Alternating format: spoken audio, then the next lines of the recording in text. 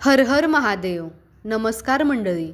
पहिला श्रावणी सोमवार आजच झाला आणि कदाचित नकळत तुमच्याकडूनही अशी एखादी चूक झाली असेल जी श्रावणातील शिवपूजेत टाळायला सांगितली जाते. पण काळजी करू नका. चूक झाली म्हणून महादेव तुमच्यावर नाराज झाले असे समजू नका. भगवान शिव हे भोळे आहेत. मनापासून केलेली भक्ती आणि श्रद्धा त्यांच्यासाठी सर्वात महत्त्वाची आहे.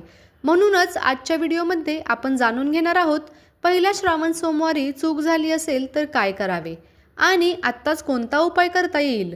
म्हणून व्हिडिओ शेवटपर्यंत नक्की पहा. आता समजून घेऊया आपल्याकडून कोणती चूक झाली असेल. श्रावणातील सोमवार हा भगवान शिवाच्या उपासनेसाठी विशेष मानला जातो. या दिवशी अनेक भक्त उपवास करतात, शिवलिंगावर जलाभिषेक करतात, बेलपत्र अर्पण करतात आणि महामृत्युंजय मंत्र किंवा ओम नमः शिवाय या मंत्राचा जप करतात. पण कधीकधी घाईगडबडीत पूजा करताना काही गोष्टी राहून जातात.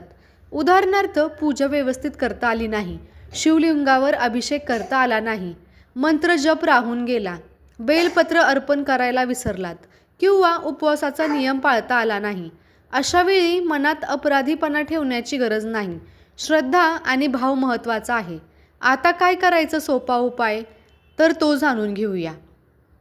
जर पहिल्या श्रावण सोमवारी तुमच्याकडून पूजा राहिली असेल किंवा काही चूक झाली असेल तर पुढच्या उपलब्ध सोमवारी किंवा शक्य असल्यास आजच भगवान शिवाचे स्मरण करा. सर्वप्रथम स्नान करून स्वच्छ कपडे घाला. शांत मनाने देवघरात किंवा शिवमंदिरात जा. भगवान शिवासमोर दिवा लावा. त्यानंतर शिवलिंगावर स्वच्छ पाणी अर्पण करा. शक्य असल्यास थोडे दूध मिसळून अभिषेक करण्यापेक्षा साध्या स्वच्छ पाण्याने अभिषेक करणेही पूर्णपणे योग्य आहे. यानंतर श्रद्धेने बेलपत्र अर्पण करा. बेलपत्र स्वच्छ असावे आणि ते अर्पण करताना मनात भगवान शिवाचे स्मरण करा. ओम हा मंत्र 108 वेळा म्हणा.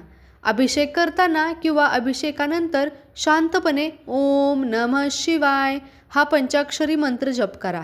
108 वेळा म्हणणे शक्य असेल तर उत्तम, पण 108 वेळा शक्य नसेल तर 21 किंवा 11 वेळा देखील श्रद्धेने म्हणू शकता. मंत्र किती वेळा म्हटला यापेक्षा तो किती श्रद्धेने म्हटला जातो याला महत्त्व असते. उपायाचा सर्वात महत्त्वाचा भाग म्हणजे प्रार्थना. भगवान शिवासमोर हात जोडून मनापासून म्हणा, हे महादेव, माझ्याकडून नकळत काही चूक झाली असेल तर मला क्षमा करा. माझी श्रद्धा स्वीकारा आणि माझ्या कुटुंबावर सदैव आपली कृपा राहू द्या. यानंतर काही क्षण डोळे बंद करून शांत बसा. आपल्या मनातील चिंता, इच्छा आणि अडचणी महादेवांच्या चरणी अर्पण करा. एक छोटी गोष्ट लक्षात ठेवा.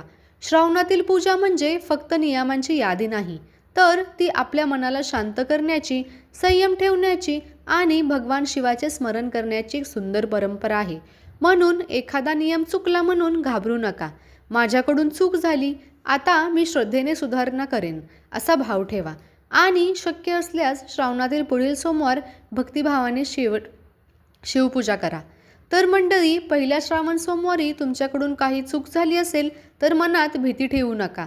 आजच महादेवांचे स्मरण करा. स्वच्छ पाण्याने अभिषेक करा, बेलपत्र अर्पण करा आणि श्रद्धेने ओम नमः शिवाय हा जप करा. कारण महादेवांना दिखावा नाही तर मनापासून केलेली भक्तिप्रिय आहे. जर तुम्हाला भगवान शिवाविषयी अशाच धार्मिक आणि महत्त्वपूर्ण कथा आवडत असतील तर व्हिडिओला लाईक करा, चॅनलला सबस्क्राईब करा आणि हा व्हिडिओ आपल्या महादेव भक्त मित्रमैत्रिणींना नक्की शेअर करा. हर हर महादेव. ओम नमः शिवाय.